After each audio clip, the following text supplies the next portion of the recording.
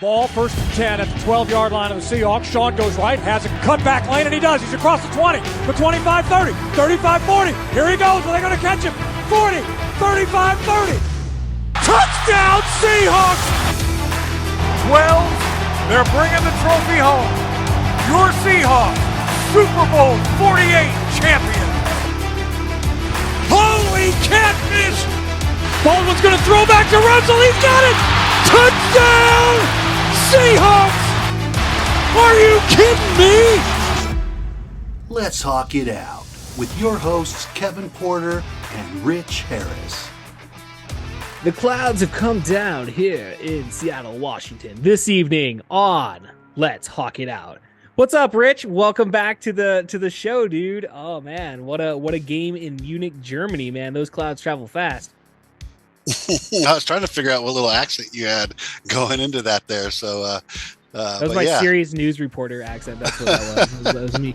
Ladies and gentlemen, welcome to the show. It's a gray, cloudy sky over Seattle, Washington this evening as your Seattle Seahawks succumb to the Tampa Bay Buccaneers in Munich, Germany, 21-16. But by God, Rich, those Seahawks, they almost made a comeback, dude.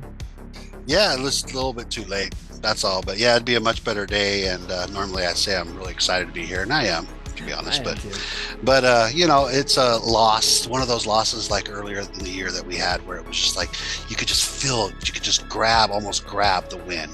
You know, it's right there for the grabbing, right there for the clutching, and they just never did follow through and get it. You know, we did come out on fire in that second half, man, and then I just think we just didn't have enough time to really.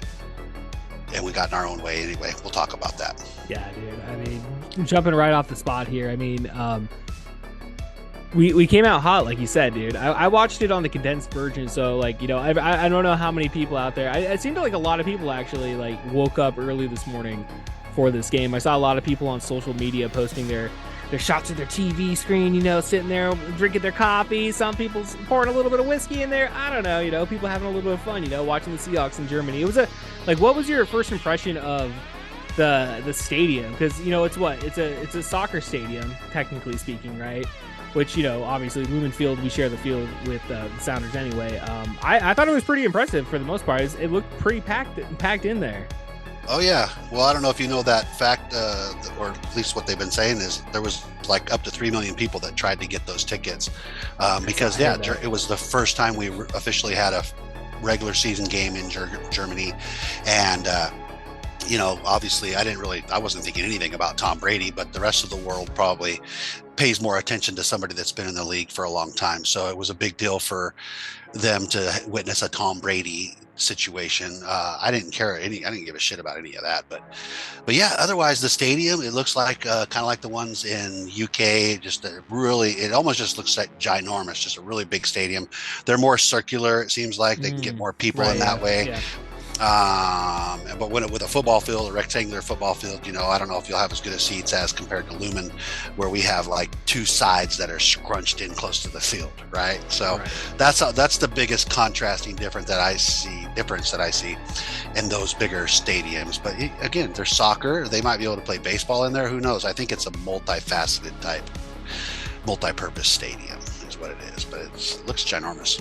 I know if I was in Munich, I'd be like, no, we're paying money to go see Gino, not Tom Brady. Rich Harris. I don't know. I guess you're right with the assessment that, you know, most of the world looking in upon Munich, Germany that day was, definitely probably a Tom Brady fan. I mean, Tom Brady is a worldwide name out there, Rich. I mean, this guy is spinning the globe 24/7, dude. But yeah, let's go to just get into this game. You know, it's like we came in, it seemed like our defense was like on fire. Like that first drive, when we rattled Tom Brady, it felt like, and I was like, okay, this is going to be good. This is going to be good. And, you know, and obviously I wasn't watching this over a 3-hour period. I was watching this over a 36-minute period. So it quickly changed. The momentum changed there as the game moved on. But we came out hot though. I mean, our defense looked legit, but then, you know, throughout the game, I mean, they definitely got our number today. That's for sure. Yeah, I agree. The defense was holding down. I don't think it was a 3 and out that they first came out with the Bucks, but I think it was only 2 series that they had. No, dude, and I was like, oh, it was pretty quick. 1 or 2 series, and then it was out, and I was like, this is good. And then I think we kind of did the same thing. It's like we kind of had maybe 2 or 3 series, maybe close to what they had, and then we were out, and it was like it was going to go back and forth there. For sure. Yeah. So then, by the time they made their touchdowns, I think the first one it was the blown coverage, and they showed it, they replayed it, and I had to take a note. It was Kobe Bryant, rookie mistake.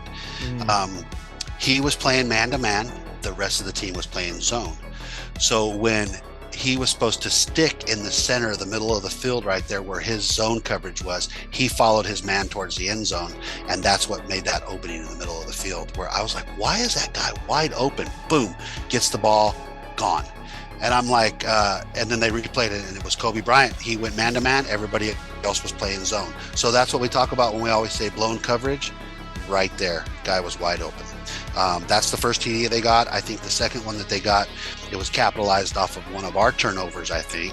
So there was just a lot of those times where we had opportunity. We shot ourselves in the foot.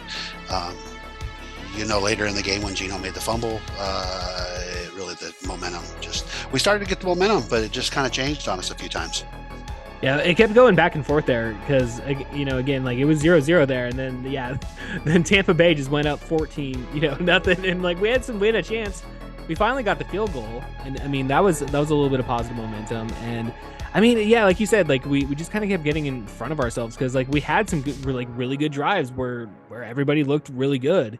And even the defense, for as much as they gave up today, I mean, they still in certain situations were able to hold up. With obviously, I think the play of the day was Tyreek, Woolen, getting that interception on Tom Brady. Like, dude, I laughed so hard when Tom Brady fell down, dude. So did you see the first one where he was open at the top of the screen? You might not have in the condensed version, but the guy showed it where he did it probably a few plays or a few series before that, where he went and lined up and nobody covered him at all.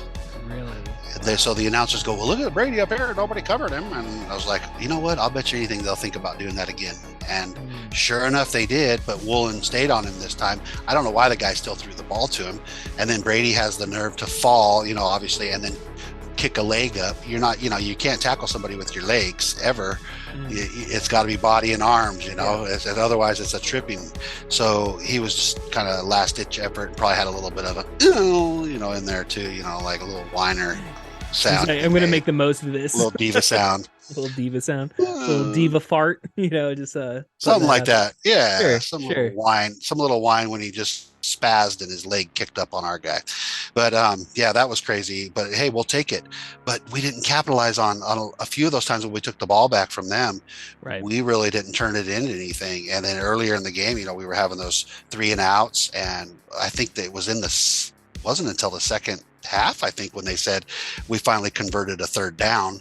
We were getting first downs, but they weren't necessarily on third down when it matters sometimes the most, obviously, is we get to that third down and you can't move forward, then you just punt the ball a lot. And I remember watching Dixon punting the ball a lot. That's not usually a good game if that's the case. Yeah, I was going to say, dude, I was looking at the ratio between the our punters, Michael Dixon and Jake Camarda. They only punted it twice, dude. Tampa Bay was only kicking it back to us 2 times, compared to our 5. So it was a long day. Yeah, dude. I mean, again, we were riding a 4-game winning streak going into this. It's kind of, it sucks as the Seattle Kraken were also riding a 4-game winning streak, and that came to an end this past Friday against the Minnesota Wild. Losing 1-0, and then the Seahawks lose their winning streak the same weekend. You're gonna have these Sundays every once in a while. You kind of feel weird. You're like, man, I gotta go into a Monday. At least the Kraken are playing tonight as we record this. But still, man, it's a tough loss. Well, I don't know about you. Yeah, it's one of those ones that I'll take, though, because it's a good team. I mean, a decent team. Their record may not show it. They are leading their losing record division. 5-5. They're 500 right. record. But before today, nobody in that division had a 500. They're the only ones that do. So I don't know what happened elsewise after our game. 4-6, 3-7. Yeah, so it's Carolina, still bad. Yeah, so it's pretty bad. Day, though, the Bucs. Anytime you're a team with Tom Brady, you're a good team. no matter what. And they have a really good defense. We knew that they were going to have a good defense going into this, and you could see that they did. And that's one thing I noticed about the second half is we were getting the ball out a lot quicker. Gino was making decisions a lot quicker, and that's when we started moving the ball again and having those drives, is because he wasn't taking the time. Even Kenneth Walker, he does his little stutter steps. I heard the announcer saying it, and I was watching it closer. You don't have time to do that against these Buccaneers, because every time those little stutter steps, boom, that's all the amount of time it took for that line to collapse in and those linebackers to come in. So their defense was really solid. Their offense got away with stuff. Most of those touchdowns and stuff, I think, were blown coverages and stuff on our end, or a fumble that led into a touchdown or something. So I'll take the loss, though. We're going to win some, we're going to lose some, and winning streaks usually come to an end. I just wanted that game in Germany. I wanted that international game. I really did. Well, it's like we performed so well the last time. Like, we talked about it here in the last couple of weeks about that. The last game we played internationally was in London, and we put a smackdown. What was it, on the Raiders? Yeah, on the Raiders. I think they only scored 3 points that day. We had I think it was 21-3 or something like that. But we got out there a day or two earlier than they did on that occasion, and we did get out there a day earlier, I think, than the Buccaneers on this occasion. Yeah. So you can adjust and make day and night not night. And you got to get a couple sleep cycles in there and stuff like that first, 2 or 3, 4 maybe, I don't know, before it feels like you're right side up. Exactly. It's just crazy. So but yeah, it would have been nice to have that international one, and I hate losing to Tom Brady. I always like it because the Seahawks have stuck it to him a few times, and I know he knows that in the back of his head, because he used to get a little cocky against us, and then we'd come out with the W, and Sherman would be in his face. So we took him the last 2 times, dude. We took him at home, and we took him at at Lumen. See there. So he knows, he knows us Seahawks will sneak right up on him, and we didn't get away with it this time, though. It was just too late. We had the momentum going. We slowed down the momentum by mistakes, and then it was just too late by that time. They had the ball, they had the clock, etc. Well, I really enjoy, though, the fact that, even though it is a 21-16 loss here, we showed a comeback, man. I mean, going into the second half, I mean, we were down 14-3. It's like 14-3. At one point, it was 21-3 at one point, I believe, and then we came back and got that touchdown, and then they didn't score the whole entire third period, and then they scored the last one in the fourth. Yeah, we got 13 points. Sorry, go ahead. No, I was just saying that area that you're talking about where we didn't score in the whole third quarter or whatever. That's that area where we just didn't take advantage of the time on that so-called comeback that I thought we were having.